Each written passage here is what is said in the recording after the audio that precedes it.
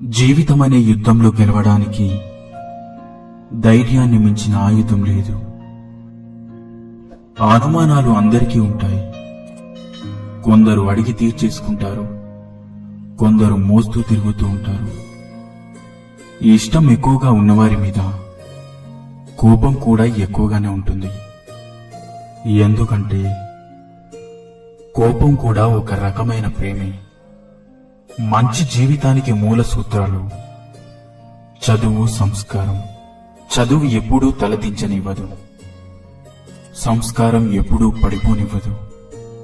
శ్వాస ఉన్నంత వరకు మనిషికి ఏదో ఒక సమస్య ఉంటూనే ఉంటుంది.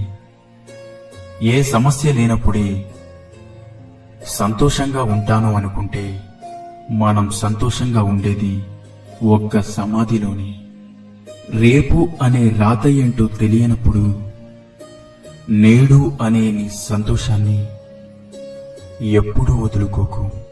అదృష్టం తనంతట తానుగా వచ్చి తలుపు తడుతుందని అందరూ చెప్తూ ఉంటారు.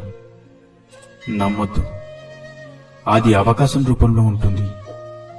దాన్ని వెంటాడు, సొంతం చేసుకో. అదే అదృష్టం అంటే. ఒకరి తలరాతును మంచిగా మార్చే శక్తి మనకు లేకపోవచ్చు, కానీ ఒకరు మన వల్ల సంతోషంగా జీవించేలా మార్చే శక్తి మనలోనే ఉంటుంది. అది కేవలం కల్మషం లేని మనసుతోనే సాధ్యమవుతుంది.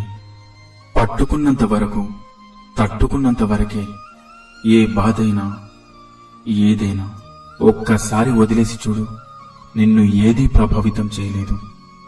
ఇల్లు బాగుండాలంటే బాధ్యత గల తండ్రి ఉండాలి.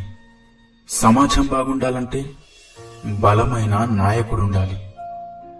కానీ మనం బాగుండాలంటే మాత్రం ఒక మంచి స్నేహితుడుండాలి.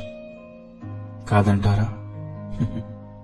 ఎన్ని మంచి సూక్తులలో మీకు ఏ సూక్తి నచ్చిందో కింద కామెంట్ చేయండి. అలాగే ఈ వీడియో మీకు నచ్చినట్లయితే వీడియోని లైక్ చేసి ఇలాంటి మరిన్ని వీడియోస్ కోసం మన ఛానల్ని సబ్స్క్రైబ్ చేసుకోండి. ధన్యవాదాలు.